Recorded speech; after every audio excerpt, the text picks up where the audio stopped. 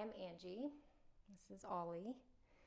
And I woke up this morning feeling very different than I have in quite some time. And part of that was the need or the compelling or the inspiration to share and to express what is going on in the world.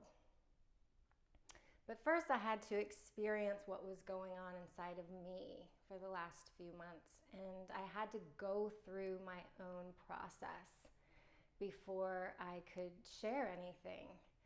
And so I'll just start with there. We're at the edge, we're at a precipice of one way of being consciousness and another. And the old way of being, the old paradigm is one of understanding, one of doing, one of working harder, one of overachieving. And the new consciousness is one of being, one of collaboration, one of love, which is a surrender energy. It's a receptive energy. It's not a make it happen kind of energy. And so I had to go through my own personal process of this before I could share anything.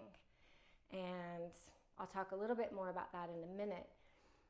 I want to talk about the overall idea first, which is going from overachiever, going from action, going from make things happen, figure it out, understand, have a plan, work harder, to surrender is not easy.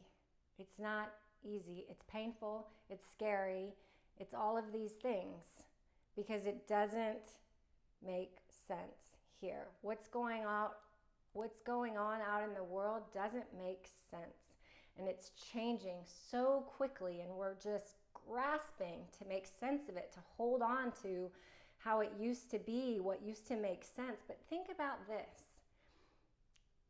I don't know that things made sense the way they were before. I mean, we tried to understand, to resolve, to plan, but I didn't really like it the way it was before. I'm not saying letting go of the way it was has been easy for me or that I'm finished with it. I just think that we were born to be ourselves. I feel like we all have individual gifts that have been sucked out of us, that have been covered up, that have been denied, and they're trying to surface. Because in a new world, we would be co-creating together from the things that feed us, from the things that inspire us, from our gifts. And we would be building each other up and loving each other through. Think about this. We came into the world present, we had a wisdom in our body that we trusted. We knew who felt safe, who didn't feel safe, we ran towards the things that made us smile. We bit the people who didn't, whatever it was. We had an inner knowing, a presence. We were in awe of the world. We were not trying to understand that thing that flies in the sky, but just like, whether it's a bird or an airplane, just in awe of the magic, of the mystery. And then we get sent to school at whatever age. And it's like you go from being this magical, present, curious, open, loving human being to, okay, now you're going to live in your mind for the next however many years. And you're going to learn to understand things. And you're going to be graded based on how you understand things as compared to others. And you're all supposed to understand the same things, and you're supposed to learn in the same way. And if you don't fit in, then you're going to fail that subject. I remember the first time my oldest son was in middle school and he got a C and he was devastated. And I was like, wait, what about all the rest of the A's and the B's? Like, why are you focusing on the one thing they said you're not great at or that you're average at? Like, how is that affecting your worth? Why not either work harder if you want or just focus on the things that you're good at, that inspire you? But this is how we're all conditioned. right? And then we start to focus on what's wrong with us and what needs fixing and what we need to work harder at and how we need to fit in. Well, maybe we weren't meant to fit in. Maybe we were each meant to come here and be the fullest expression of ourselves, which is connected to our heart, which is connected to the heart of all things. And maybe that just got pushed out of us, right? Maybe what we wanted from the very beginning was to have that uniqueness seen and heard and accepted and loved and nurtured, right? The same with our pain as they arise. We just wanted it to be seen and heard and validated and loved. But we didn't have caregivers who knew who they were. And they had their gifts pushed out of them. And so they're just living in the paradigm, living in the this is good and this is bad. And if you don't do this, then you're doing it wrong. And I say, fuck that. I say, let's come home. And so, I just want to share with you some things. The old paradigm is not working anymore, and I don't think it should be working anymore, right? I'm going to have power over you. If I have this amount of money, then I'm going to be able to control you, and if you're in your heart, then you're going to be seen as weak, and I'm going to take advantage of you, and I'm going to actually take from you whatever it is that I want that gives me more power. Here's the thing with power. It's a substitute. So is intellect, so is a relationship with another human being. What we're all yearning for, what's underneath everything that we've been looking for our whole lives is loving ourselves, a deep sense of inner love and okayness and respect and aliveness. And because we weren't brought up in that, we traded it for power over another human being. From the time we were very young, you wanted to win the game. You wanted to win the board game. And in order for me to win, you had to lose. And that made you feel sad. So we either became the one who always wanted to win, or we became the one who subjugated our needs so that we could be loved by the one who always wanted to win. Over that. That's not love. That's not love. That's a substitute for love. And it doesn't fill us up. The only thing that fills us up is that self-love. So the things that we're not are crumbling. The things that are not who we are crumbling. And I'm not saying it's not painful. Trust me, I have spent the larger portion of the last month on the floor trying to breathe and manage the wave, the tsunami of feelings and fears wash over and through me. But I tell you what it did. It brought me to a place of surrender. It allowed me to process and experience my own darkness, which is not what's wrong with me. It's what needs to be loved inside of us, right? The anxious parts of us are the younger parts of us that want to feel safe. The sad parts of us are the younger parts of ourselves that didn't feel loved or worthy of what it is that really makes us alive. The angry parts of us. All of these parts need to be felt and heard and seen and validated and loved, but not by anybody else in the world, by you.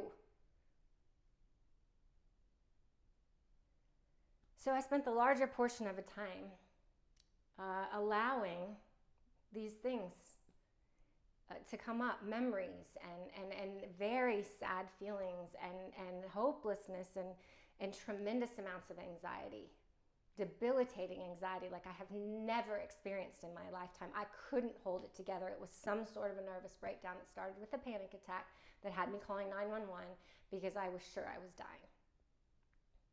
Okay, so our culture says, oh, you got to fix that. That's not okay. You know, there's something wrong with you if you're not managing things, if you're not holding them together, if your nervous system is breaking down. No. It had to happen. It had to happen for me to unlearn who I'm not, that I've been told or shown that I am because everybody else was a part of this old way. I had to unlearn it. I had to let the sadness bubble up. I had to let the trauma and the memories and the fear come up so that I could release, so that I could cry, so that I could open to it, so that I could love it. So that I could love me. And I knew not new, but I knew that it was some sort of a breakdown before recalibration. I don't think I'm there yet. I think I'm still going through it, but I had a breakthrough. And I woke up today in my heart stronger than I have in a long time. And I think that that needed to happen. I'm sharing this because a lot of us are having breakdowns to whatever degree. Some part, and it's scary. But I want to encourage you to stay with it.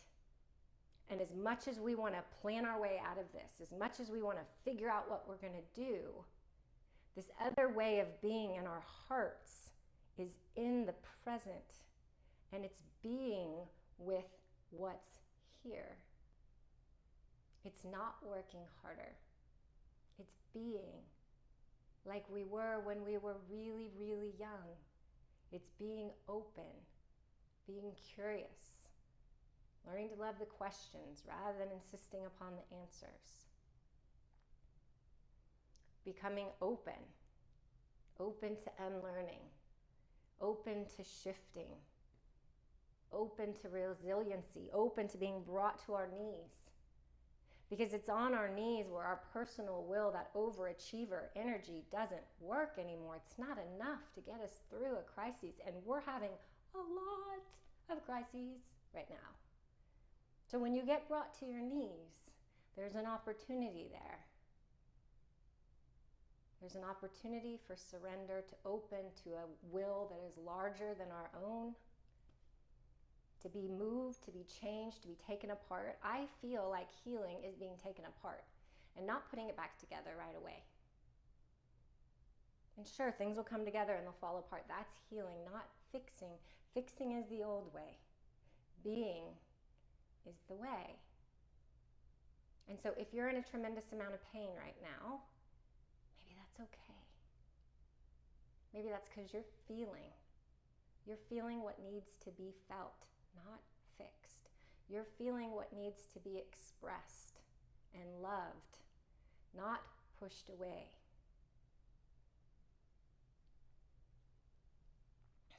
So how do we navigate? Well, to get into your heart requires getting still. That's terrifying for the brain, for the ego, for the whatever's holding on to our old roles. And so what happens when you first get still, and I don't know how many more opportunities or commands for getting still we can get, right? Go home, be inside, don't be with other people, lose your job. I'm not making light of any of this. It's been horrible, right? But there's a huge opportunity. It's been horrible to my holding on of what it was. It's been horrible to my old roles and what people thought of me or what I thought I was supposed to be. Right? What it's been liberating and beautiful for is it coming home to me. So you go inside, you get still, you go inside.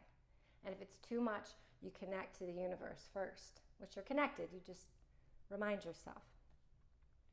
And then you're going to feel reactive because that's the brain. That's the thinking. That's the planning. Oh, maybe I need to move my back, or maybe I need to be doing this other thing. And you outweight the fidgets, the reactivity, until the brain waves actually shift to a more receptive state called alpha waves. And it takes time of not doing to arrive here, which is what we've all been longing for. Through all this chasing and seeking and trying and achieving, what we really wanted was to feel home, which is here, which is you as you are in this moment. Not who you're becoming, not who you could be, not your potential, who you are. And who you are is inherently worthy of love and all your heart's deepest desires. We weren't shown that. We weren't told that. We were told to fit in the box. If you don't, there's something wrong with you. Well, now we see what a world of everyone trying to fit into the box looks like. It's burning up, as perhaps it should. Right? So if we each came here to discover who we are, to be the fullest expression of ourselves, then some of the roles and some of the conditioning and some of the things that aren't working for us need to crumble. And know that you're going to cry it out. You're going to yell it out. You're going to feel scared sometimes. Let it. Let you. It's all an opportunity to love you. And the more love you can build inside, the more the world will shift. But not from you changing people, not from you navigating and making things happen, but from letting go. That's not the same as silence or apathy or whatever. It's about going inside and letting the universe move through you and for you. And when we're listening from here, when we're speaking from here, when we're moving in the world from here, then it will be collaborative. It will be harmonious. Because when I'm doing what feels right for me, it will be a win for you, whether it feels like a win or it feels like a slap in the face. It will be the growth that we both need. And what I'm finding is if you're authentic with yourself, it is what's best for someone else. It's not feeding this triangle of disempowerment, which is the victim, the perpetrator, and the savior. We've got to get off the hamster wheel. Those things keep us stuck in wanting to control or wanting to please, wanting to be seen as one of these things because that's the role you had to take on when you were little to get loved. Okay, well, you don't have to earn love. That was a lie. Love is, you're inherently worthy of it. It's who you are. It's where you come from. It's where you're going. It cannot be destroyed. But we forgot that. We forgot that. And so we're coming home to that. We're coming home to that. And I'm just sharing now because my heart says, I must. And I had to be quiet and I had to go through my own process and my own things falling apart. I don't feel like I'm finished with that, but I do feel trusting of it. And I even love it, which I shared for a few days, that my anxiety has become my greatest ally because it's teaching me to safeguard my life force. It's teaching me to prioritize my own needs in the moment. It's teaching me to simplify and that I don't need to be working harder, that sometimes I just need to lay on the floor for days with Ollie and breathe and let things surface and cry it out and love more and more of me that didn't feel loved. It's teaching me when I'm in an interaction where more energy is going out than is going in, my nervous system can't handle it anymore. I can't be that person for someone else to feed off of. I've got to feed me. It's time to nourish me. And it's time for you to nourish you. So these things that we think we need to fix, or maybe not. Maybe not.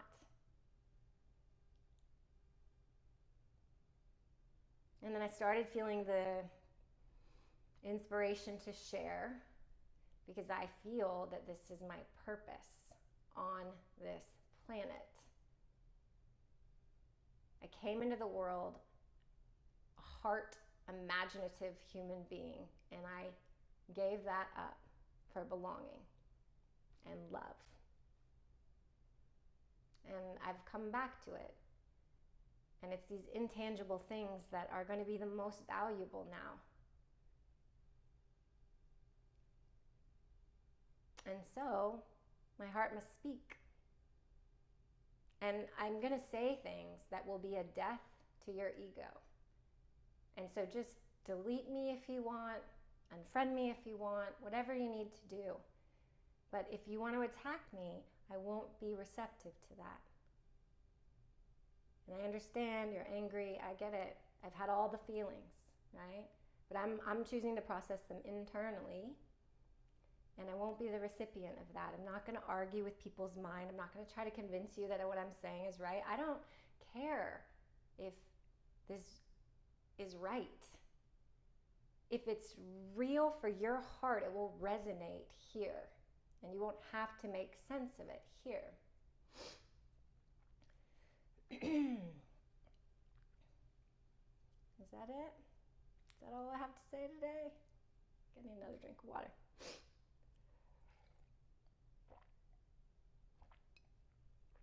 So I guess my message is one of hope, and that trust where you are in this process, and trust the falling away of who you're not, things that are falling apart and who you're not, and use this as an opportunity to love more of you, to love all of you. And that will help shift us from this competitive, comparative way of being to a collaborative, loving way of being. And I believe it's a really beautiful world once whatever needs to crumble, crumbles. And maybe we can even love the crumbling, even though it's scary, painful, it's liberating, and it's beautiful. All right, that's it for now.